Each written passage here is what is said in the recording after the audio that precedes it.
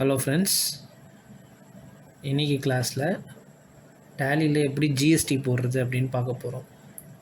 நான் ஒரு கம்பெனி நியூவாக க்ரியேட் பண்ணி வச்சுருக்கேன். இந்த கம்பெனியில் ஜிஎஸ்டி எப்படி ஆக்டிவேட் பண்ணுறது, ஆக்டிவேட் பண்ணதுக்கப்புறம் எப்படி என்ட்ரிஸ் பாஸ் பண்ணுறதுன்னு பார்க்க போகிறோம். முதல்ல F11 பட்டன் ப்ரெஸ் பண்ணிக்கோங்க. So company features screen open ஆகும். இதில் enable goods and service tax ஜிஎஸ்டிங்கிற ஆப்ஷனை எஸ் கொடுத்துக்கணும். எஸ் கொடுத்தோன்னே இந்த மாதிரி ஒரு ரெஜிஸ்ட்ரேஷன் டீட்டெயில்ஸ்னு காமிக்கும். இதில் நம்மளுடைய ஸ்டேட் கொடுத்துக்கணும். தென் ரெஜிஸ்ட்ரேஷன் டைப்பில் ரெகுலர் அண்டு காம்போசிஷன் அப்படின்னு இருக்கும். இது ரெண்டுத்துக்கும் ஒரு டிஃப்ரென்ஸ் இருக்குது. ஸோ இப்போதைக்கு ரெகுலர்னு கொடுத்துக்கோங்க. ஸோ நம்ம இன்னொரு கிளாஸில் ரெகுலருக்கும் காம்போசிஷனுக்கும் என்ன டிஃப்ரென்ஸுங்கிறத நம்ம பார்க்கலாம். தென் இந்த இடத்துல ஜிஎஸ்டி நம்பர் கேட்கும். நம்ம கம்பெனியோட ஜிஎஸ்டி நம்பர் கேட்கும். நான் சில சாம்பிள் ஜிஎஸ்டி நம்பர்ஸ் எடுத்து வச்சுருக்கேன். ஸோ இதுலேருந்து ஒரு காப்பி பண்ணி இந்த இடத்துல நான் பேஸ்ட் பண்ணிக்கிறேன். தென் இந்த இடத்துல பீரியாடிசிட்டி ஆஃப் ஜிஎஸ்டிஆர் 1 அப்படின்னு காமிக்கும். இதில் மந்த்லி அப்படிங்கிறத மென்ஷன் பண்ணிக்கோங்க. ஸோ குவார்ட்டர்லி யாருக்கு வரும்னா காம்போசிஷன் வர ரெஜிஸ்டருக்கு அது வரும், குவார்ட்டர்லி வரும்.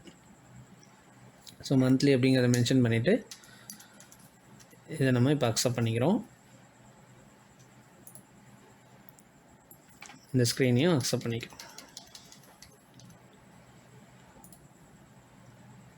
தென் இப்போ நம்ம ஒரு பர்ச்சேஸ் என்ட்ரி பாஸ் பண்ண போகிறோம்.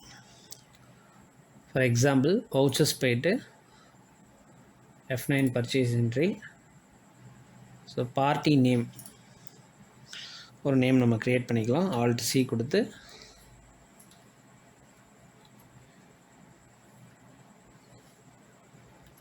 ANZ ட்ரேடர்ஸ் இந்த மாதிரி க்ரியேட் பண்ணிவிட்டு அண்டர் சன்ட்ரி கிரெடிட்டார்ஸ் அப்படிங்கிறத மென்ஷன் பண்ணிவிட்டு கண்டிப்பாக இந்த பார்ட்டி எந்த ஸ்டேட்டுங்கிறத மென்ஷன் பண்ணணும். தமிழ்நாடுனா தமிழ்நாடுன்னு கொடுத்துக்கணும்.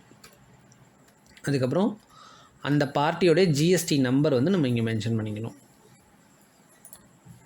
ஸோ அதே மாதிரி நான் சாம்பிள் ஜிஎஸ்டி நம்பர்லேருந்து ஒரு நம்பர் காப்பி பண்ணி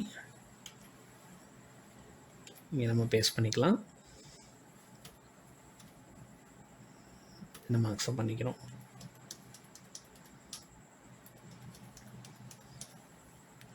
தென் இந்த இடத்துல பர்ச்சேஸ் அப்படிங்கிற லெஜர் க்ரியேட் பண்ணுவோம். ஸோ Alt C கொடுத்துட்டு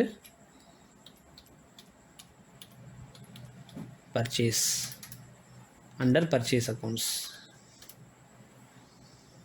ஸோ இங்கே முக்கியமாக ஜிஎஸ்டி அப்ளிகபிலிட்டி அப்படின்னு காமிக்கும். இதில் அப்ளிகபிள் அப்படின்னு கொடுத்துக்கணும்.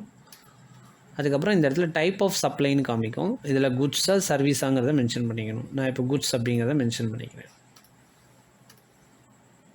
மென்ஷன் பண்ணிவிட்டு ஃபர்தராக இந்த இடத்துல ப்ராடக்ட்டுடைய நேம் கொடுத்துக்கணும். இப்போ நம்ம என்ன ப்ராடக்ட் வாங்குகிறோமோ அந்த ப்ராடக்ட்டுடைய நேம் Alt C கொடுத்து இப்போதைக்கு நான் ரா மெட்டீரியல்ஸ்னு க்ரியேட் பண்ணிக்கிறேன்.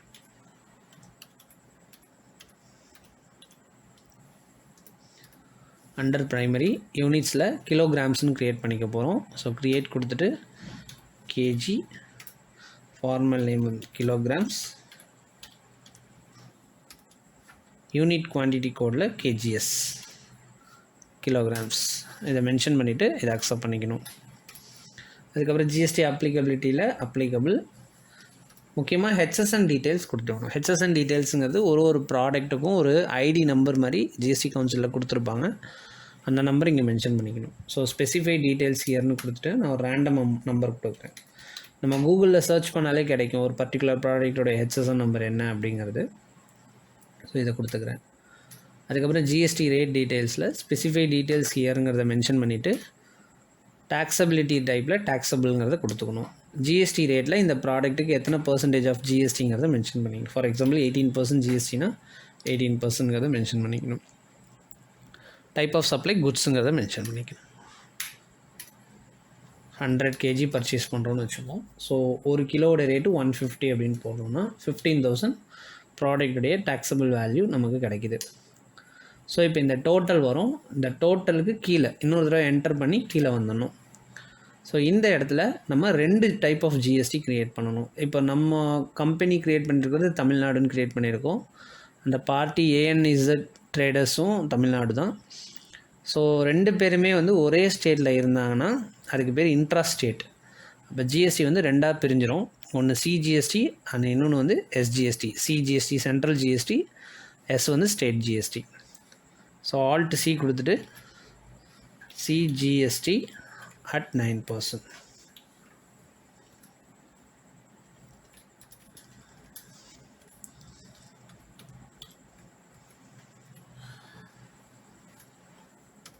ஸோ இதுக்கு அண்டர் என்னன்னு கேட்டிங்கன்னா டியூட்டிஸ் அண்ட் டேக்ஸஸ் அப்படின்னு வரும். ஸோ டைப் ஆஃப் டியூட்டி டேக்ஸில் நான் ஜிஎஸ்டிங்கிறத மென்ஷன் பண்ணிக்கிறேன்.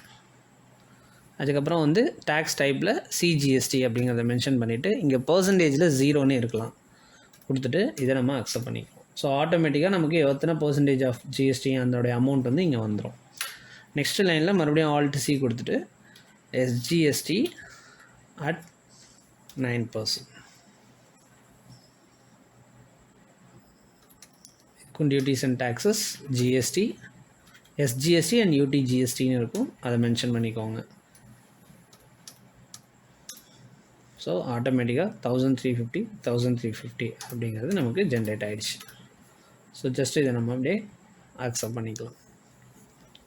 ஃபைன். இப்போ இதே மாதிரி வேறு ஒரு கம்பெனிக்கிட்டேருந்து நம்ம மறுபடியும் பர்ச்சேஸ் பண்ண போகிறோம். ஸோ இந்த டைம் வந்து நம்ம வேறு ஒரு company name, so alt C கொடுத்துட்டு ஃபார் எக்ஸாம்பிள் ரோஷினி ட்ரேடர்ஸ்ன்னு நம்ம கொடுத்துக்கிறோம்.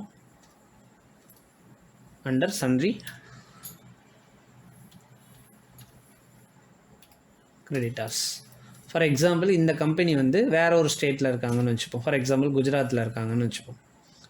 ஸோ இதை வந்து நம்ம இன்டர் ஸ்டேட்டுன்னு சொல்லுவோம். நம்ம தமிழ்நாட்டில் இருக்கோம், நம்ம சப்ளையர் வந்து வேறு ஸ்டேட் குஜராத்தில் இருக்காங்க. ஸோ இப்போ ரெகுலர் அப்படிங்கிறத மென்ஷன் பண்ணிவிட்டு இந்த இடத்துல இங்கே அந்த கம்பெனியோட ஜிஎஸ்டி நம்பர், இப்போ தமிழ்நாடுன்னு வந்து பார்த்திங்கன்னா starts with 33.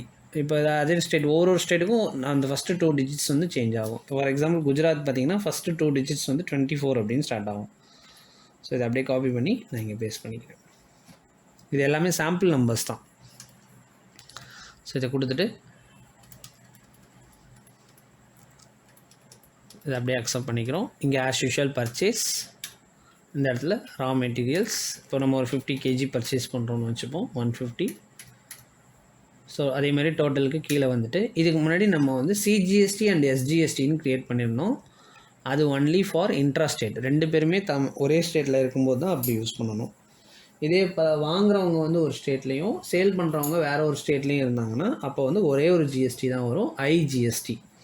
So alt C கொடுத்து ஐஜிஎஸ்டி at 18%. ஐஜிஎஸ்டினா இன்டகிரேட்டட் ஜிஎஸ்டின்னு சொல்லுவாங்க. So duties and taxes, so GST. So இந்த இடத்துல ஐஜிஎஸ்டிங்கிறத மென்ஷன் பண்ணிவிட்டு ஜஸ்ட் இதை அக்செப்ட் பண்ணிக்கலாம். ஸோ டோட்டலாக நமக்கு 1350 நமக்கு ஆட்டோமேட்டிக்காக வந்துருச்சு. ஸோ நம்ம இதை அக்செப்ட் பண்ணிக்கிறோம். ஸோ இதே பேட்டர்ன் தான் நமக்கு சேல்ஸ்லேயும் வரும். ஸோ நம்ம சேல் பண்ணுற கம்பெனி வந்து தமிழ்நாடுல இருந்தாங்க அப்படின்னா சிஜிஎஸ்டி அண்டு எஸ்ஜிஎஸ்டி வரும். அதே அவங்க வேறு ஸ்டேட்டில் இருந்தாங்கன்னா அவங்களுக்கு வந்து ஐஜிஎஸ்டி வரும். ஸோ சேல்ஸ் சம்மந்தமான வீடியோ வந்து நான் நெக்ஸ்ட்டு வீடியோவாக நான் போடுறேன் நான். ஸோ அது வந்து நீங்கள் ஃபாலோ பண்ணிக்கோங்க. Thank you friends.